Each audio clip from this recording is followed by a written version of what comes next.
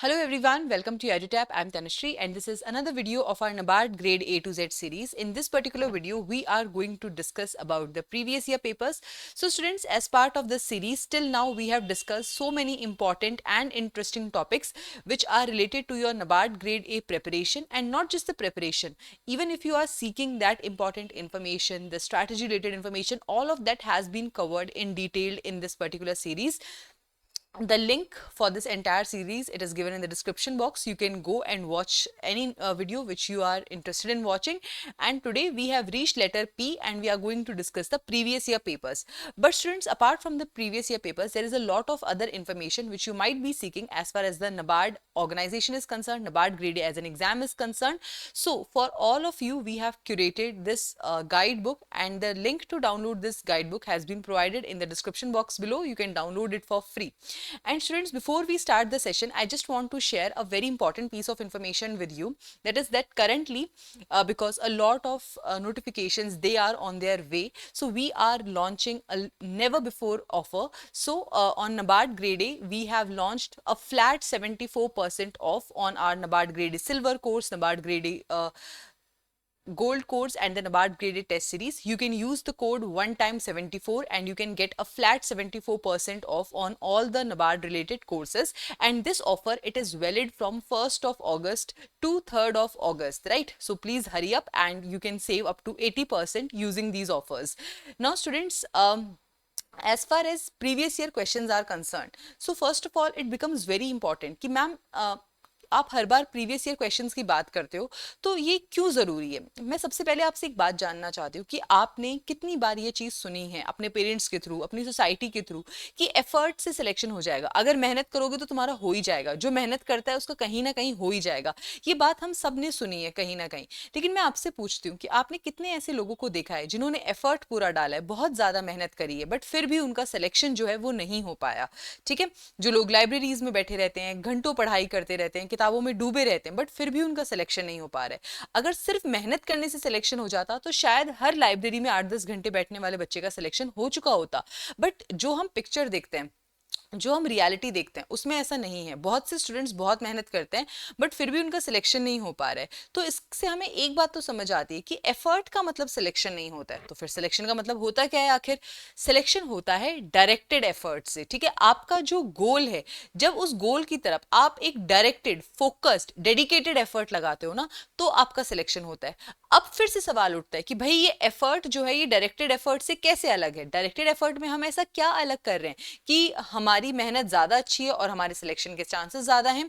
ये कैसे पॉसिबल हो पाता है? तो देखिए, सबसे इंपॉर्टेंट है एग्जाम रेलिवेंट पढ़ के। बहुत से बच्चे घंटों किताबों के आगे बैठे रहते हैं बट उन्हें नहीं पता होता कि एग्जाम में क्या पूछा जाने वाला है, एग्जाम में चीजें किस डेप्थ में पूछी जाने वाली हैं। जब तक आपको इन चीजों के बारे में नहीं पता, जब तक आपने उस एग्जाम को इन एंड आउट नहीं समझा, ट्रस्ट मी, आप उस एग्जाम को देने के लायक नहीं है। चाहे आप 8 घंटे बैठ रहे हो, चाहे आप 12 घंटे बैठ रहे हो, घंटों से यहाँ पर कोई फर्क नहीं पड़ेगा। आप एस्पिरेंट हो, नरेगा के मजदूर नहीं हो कि आप बस बैठे हुए हो, घंटे लगा रहे हो तो आपका सिलेक्शन हो जाएगा। नहीं, आपको एग्जाम रेलिवेंट पढ़ के जो है अपने सिलेक्शन आप इंश्योर कर सकते हो। अब एक और सवाल ये आता है कि ये एग्जाम रेलिवेंट आखिर कैसे पढ़ा जाता है, कैसे इंश्योर होगा कि हम जो पढ़ रहे हैं वो एग्जाम के रेलिवेंट है भी या नहीं है?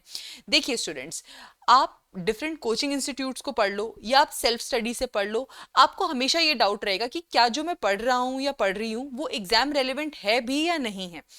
कितना है कि इसको पढ़ के मैं एग्जाम के अंदर क्वेश्चंस कितने अटेम्प्ट कर पाऊंगी, ये डाउट हमेशा बना रहेगा। तो ये कैसे इंश्योर होगा कि आप एग्जाम रेलेवेंट पढ़ रहे हो? तो बेसिकली ये दो चीजों से इंश्योर होता है। सबसे पहली जो चीज है वो है सिलेबस। आपको पता होना चाहिए कि इस एग्जाम का सिलेबस क्या है। ठीक है, सिलेबस से रिलेटेड ऑलरेडी एक डिकोडेड सिलेबस की वीडियो है जो as part of this NABARD grade A to Z series ही मैं रिकॉर्ड कर चुकी हूँ।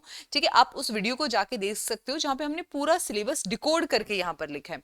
उसके बाद में जो सबसे इंपॉर्टेंट दूसरा पिलर है, that is the previous year question. क्योंकि सिलेबस से हमें ये पता चलता है कि अच्छा ये फलां फलां टॉपिक है जो मुझे पढ़ना है, लेकिन प्रीवियस ईयर क्वेश्चन हमें बताएंगे कि अच्छा कि क्या आउट ऑफ सिलेबस भी कोई टॉपिक पूछा जा सकता है। ठीक है, क्या ऐसी कोई चीजें हैं जो हमारे लिए मोस्ट इंपॉर्टेंट हैं, ठीक है। अगर आप क्वांट रीजनिंग इंग्लिश को अब स्टार्ट कर रहे हो, जब टाइम बहुत कम रह गया, तो आपको पता होना चाहिए कि कौन से टॉपिक ज्यादा इंपॉर्टेंट है, किस टॉपिक को कितने डेप्थ में पूछा गया है, क्या आउट ऑफ सिलेबस भी कुछ आता है, ठीक है। ये सारी चीजें जो है ये आपको प्रीवियस ईयर क्वेश्चंस में मिलेंगी, ठीक है। अगर मैं बात करूं कि प्रीवियस ईयर क्वेश्चंस क्वांट और रीजनिंग के लिए जो हमारा नॉन मेरिट सेक्शन है, जहां पर English, computer knowledge, decision making, ये सारी चीजें भी जहां पर आती हैं, इस पर्टिकुलर एरिया के लिए हमारे प्रीवियस ईयर क्वेश्चंस कैसे इंपॉर्टेंट है। तो सबसे पहले तो हमें यहां से ये पता चलता है कि किन टॉपिक्स का हाई वेटेज है, ठीक है, ताकि आप जो मोस्ट इंपॉर्टेंट टॉपिक्स हैं केवल उन्हीं को प्रिपेयर करो, रादर देन कि आप सारे क्वांट को यहां पर कंप्लीट कर रहे हो, क्योंकि उतना तो रेलिवेंट ही नहीं है। हमें केवल सेक्शनल कट ऑफ यहां पर क्लियर करनी है। दूसरी, आपको पता चलेगा कि क्वेश्चंस का डिफिकल्टी लेवल क्या है। अगर आप बैंकिंग की तैयारी कर रहे हो, अगर आप आरबीआई की तैयारी कर रहे हो, तो आपको आइडिया लग जाएगा कि नबार्ड में हमसे किस लेवल के क्वेश्चंस पूछे जाते हैं। क्या आप अपनी एग्जिस्टिंग प्रिपरेशन के साथ या अपने एग्जिस्टिंग एप्टीट्यूड के साथ नॉन मेरिट सेक्शन को टैकल कर भी सकते हो या नहीं। अगर तो कर सकते हो तो यहाँ टाइम देने की जरूरत नहीं है, और अगर नहीं कर पा रहे हो तो आप मोस्ट इंपॉर्टेंट टॉपिक्स को इन्हीं प्रीवियस ईयर क्वेश्चन से देख करके अपनी प्रिपरेशन कर सकते हो। तो ये हुआ प्रीवियस ईयर क्वेश्चन की इंपॉर्टेंस क्वांट और रीजनिंग को लेकर के। सिमिलरली अगर मैं बात करूं जीए सेक्शन को लेकर, एंड यहाँ पर जीए से मेरा मतलब है करंट अफेयर्स, जहां पर ESI current affairs, ARD current affairs, ये सारी चीजें आती हैं। तो पहला तो आपको पता चलता है कि किस एरिया का कितना वेटेज है, आपको स्कीम्स कितनी पूछी जाएंगी, आपको रिपोर्ट्स कितनी पूछी जाएंगी, ईएसआई में करंट अफेयर्स कितना आएगा, एआरडी में करंट अफेयर्स कितना आएगा, किन कौन से ऐसे सोर्सेज हैं जहां से मैक्सिमम नंबर ऑफ क्वेश्चंस पूछे जाते हैं, आपको पीआईबी ज्यादा पढ़ना है या न्यूज़पेपर ज्यादा पढ़ना है, कितने मंथ्स का करंट अफेयर्स है जो कि आपको पढ़ना है, किस तरीके की रिपोर्ट्स हैं जो आपको पढ़नी है, कौन सी मिनिस्ट्रीज हैं जहां से सबसे ज्यादा स्कीम्स पूछी जाती हैं। तो ये जो सारा डेटा है, ठीक है, जिसके बाद में आप एक इन्फॉर्म्ड पढ़ाई कर पाओगे, ठीक है, ये सारी इंफॉर्मेशन आपको मिलेगी प्रीवियस ईयर क्वेश्चन से। सिमिलरली अगर मैं बात करती हूँ फेज 2 की, तो फेज 2 के अंदर भी कि डिस्क्रिप्टिव के अंदर किस तरीके के क्वेश्चन पूछे जाएंगे, करंट अफेयर बेस्ड होंगे या नहीं होंगे, ऐसे में किस तरीके के टॉपिक्स हमसे पूछे जाएंगे, ये सारा आइडिया जो है ये आपको प्रीवियस ईयर क्वेश्चन से ही लगेगा।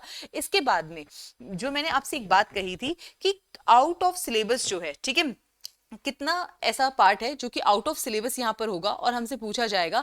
अगेन इस बात का आइडिया आपको प्रीवियस ईयर क्वेश्चंस पढ़कर ही लगेगा।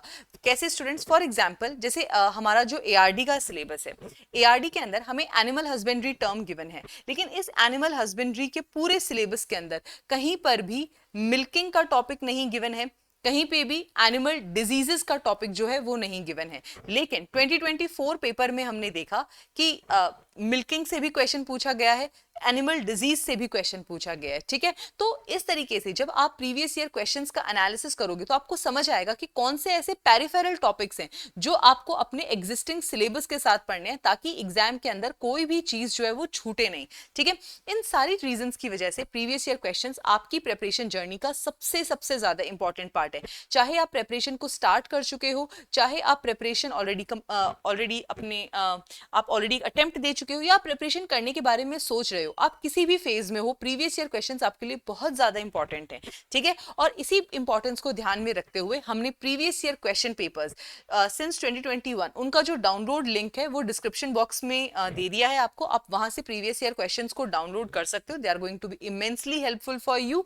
Now students, if you are interested in having any paid guidance as far as the NABARD grade exam is concerned, then you can visit our website edutab.in. Here we have dedicated courses for the NABARD grade A, and these courses, there are like single courses also, there are combo courses also.